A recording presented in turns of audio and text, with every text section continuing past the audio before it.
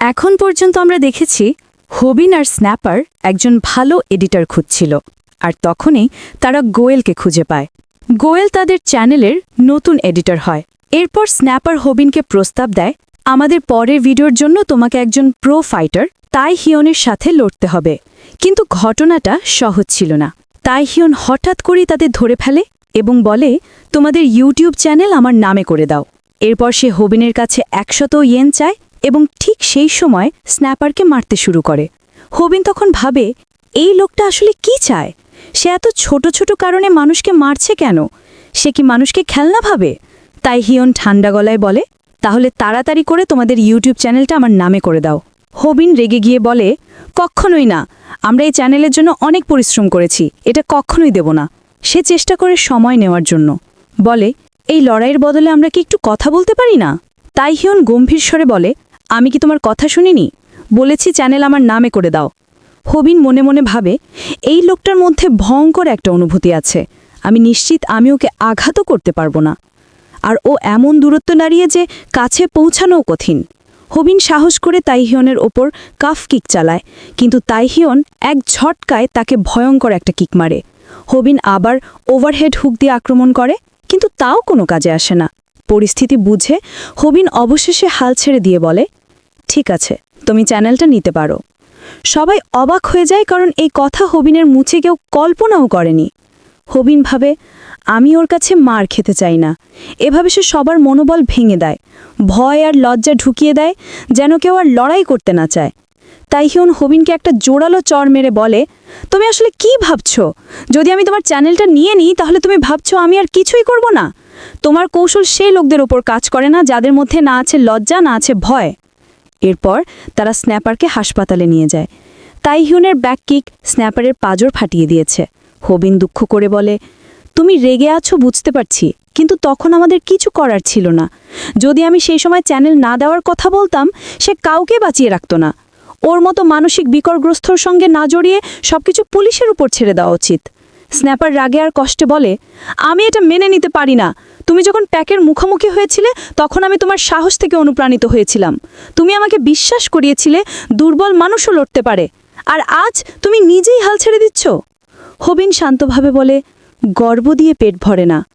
আমি জানি তাইহিয়ন কোনো সাধারণ বখাটে নয়, সে একজন প্রো।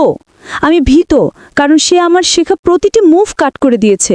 আমি ব্যথা পেতে চাই না, আর ভয় পাওয়া কোনো অপরাধ না। হবিন চলে যায়।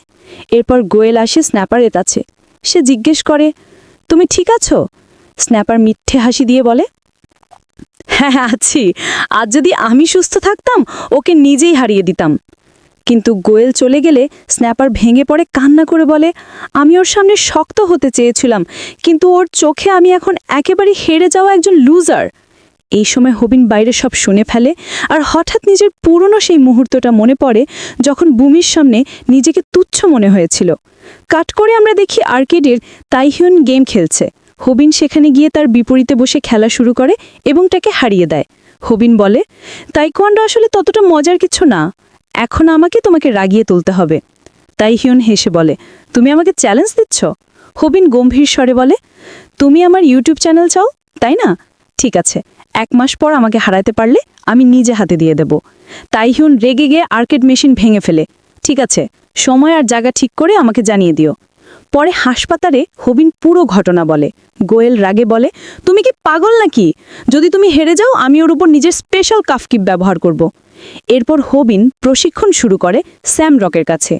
স্যাম বলে, তুমি এখন তাইকোয়ান্ডো ফাইটারের বিরুদ্ধে 3য় পাঠ শিখবে, কিভাবে একজন সাধারণ মানুষ একজন প্রো ফাইটারকে হারাতে পারে।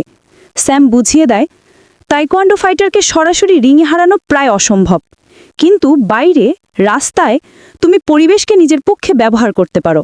ওর জন্য তার কিক ব্যবহার না করতে পারে, সেটাই হবে তোমার আসল শক্তি। হবিন ভাবে, তাহলে আমাকে এমন একটা জায়গা খুঁজতে হবে যেখানে মাটি পিছিল হবে। হ্যাঁ, আমি বৃষ্টির দিনের জন্য ফাইটার দিন ঠিক করব। এরপর শুরু হয় কঠোর ট্রেনিং। আগের সব move, calf kick, overhead hook আরও নিখুঁত করা হয়। স্যাম বলে, ট্যাকেল হবে তোমার নতুন অস্ত্র। এটা তোমার জয়ের সম্ভাবনা 5% থেকে 40%-এ উঠবে। হবিন দিনরাত পরিশ্রম করে, স্ন্যাপার আর গোয়েলও পাশে থাকে। শেষ পর্যন্ত সেই দিন এসে যায়, ফাইটের দিন। হবিন ভাবে, আমি আমার প্ল্যান অনুযায়ী ঠিক জায়গার সময় বেছে নিয়েছি, কিন্তু যদি বৃষ্টি না হওয়ায় তার পরিকল্পনা ভেঙে যায়। সে হতাশ হয়ে পালিয়ে যায়। তাইহুন লাইভে দেখে হেসে বলে, আজ আমার জয়ের দিন। ঠিক তখন হবিন ফিরে আসে, হাতে পানি।